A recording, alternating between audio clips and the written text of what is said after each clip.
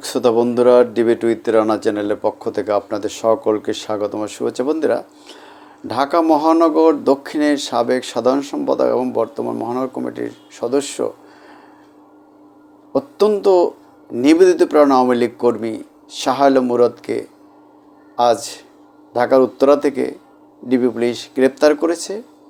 তার বিরুদ্ধে 6টি মামলা রয়েছে এবং তিনি গত 6 এপ্রিল শেখ হাসিনার মুক্তির দাবিতে রাজধানীতে মিছিল করেছিলেন।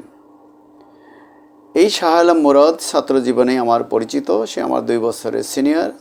ছাত্র হিসেবে খুব একটা ভালো না হলেও তিনি ছোটোবেলা থেকেই আওয়ামী রাজনীতির সাথে জড়িত, ছাত্রলীগের রাজনীতির সাথে জড়িত। পরবর্তীতে তিনি মহানগরে এসে অনেক ভালো করেছেন।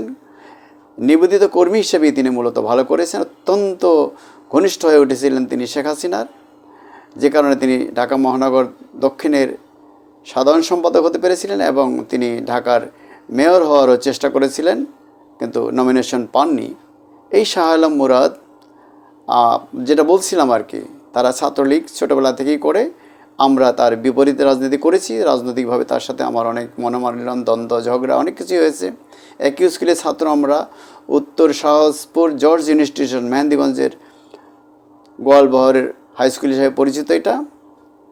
আমি এই স্কুলের ছাত্র, শাহ আলম মুরাদ এই স্কুলের ছাত্র। আমার 2 বছর সিনিয়র। আবারও বললাম, তিনি ছাত্রলীগের রাজনীতি অত্যন্ত ঘনিষ্ঠভাবে ছোটোবেলা থেকে জড়িত ছিলেন। অত্যন্ত নিবেদিত প্রাণ এই শাহ আলম মুরাদ গ্রেপ্তার হয়েছে যেহেতু তার বিরুদ্ধে মামলা আছে। তিনি মিছিল করেছেন। না, আওয়ামী লীগ কি কোনো নিষিদ্ধ দল?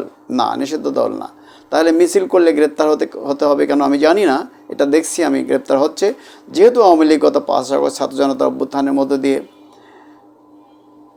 পতন হয়েছে। শেখ হাসিনা পালিয়ে গেছেন, অনেক বড় বড় নেতা পালিয়ে গেছেন, অনেকে গ্রেপ্তার হয়েছেন, কিন্তু শাহ আলম মুরাদ কিন্তু পালিয়ে যাননি। তিনি ছোটোবেলায় দেখেছি তিনি কখনো পালাতে চাননি। সবসময় অত্যন্ত আন্তরিকতার সাথে নিবেদিত প্রাণ আওয়ামী লীগ কর্মী তিনি কাজ করেছেন দলের জন্য।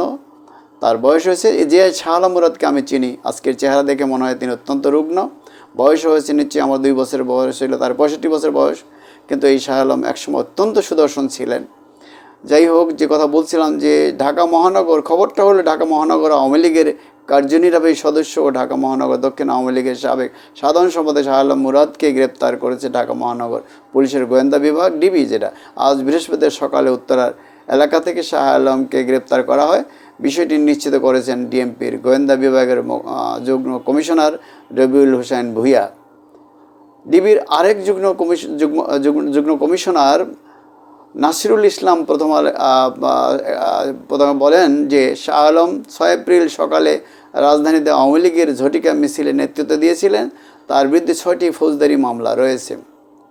6 এপ্রিল সকাল 7টার দিকে ক্ষমতাচ্যুত প্রধানমন্ত্রী শেখ হাসিনার বিরুদ্ধে করা মামলা প্রত্যাহার এবং আওয়ামী লীগের নেতাকর্মীদের গ্রেপ্তারের প্রতিবাদে ঝটিকা মিছিল করেন ঢাকা মহানগর আওয়ামী লীগের নেতাকর্মীরা। মিছিলটি বাইতুল মোকাররম মসজিদের দক্ষিণ গেট থেকে শুরু হয়ে আওয়ামী লীগ কেন্দ্রীয় কার্যালয়ের সামনে গিয়ে শেষ হয়।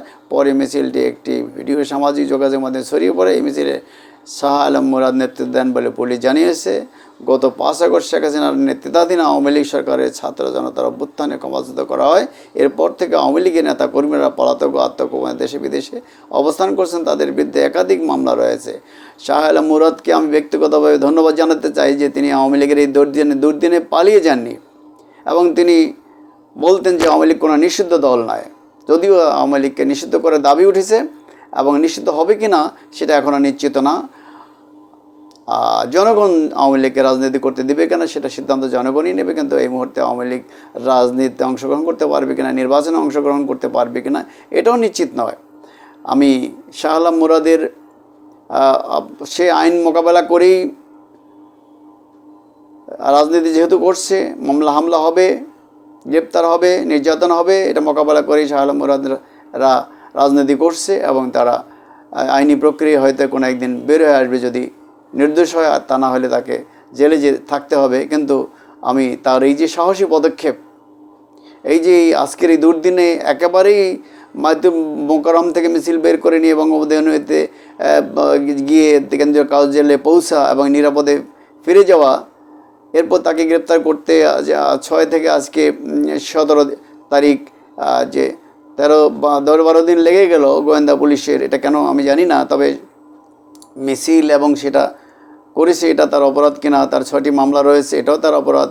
আশা করি আইনি প্রক্রিয়ায় তিনি বের হয়ে আসবেন, কিংবা আইনে যদি তাকে দোষী সাব্যস্ত তিনি কারাভোগ করবেন।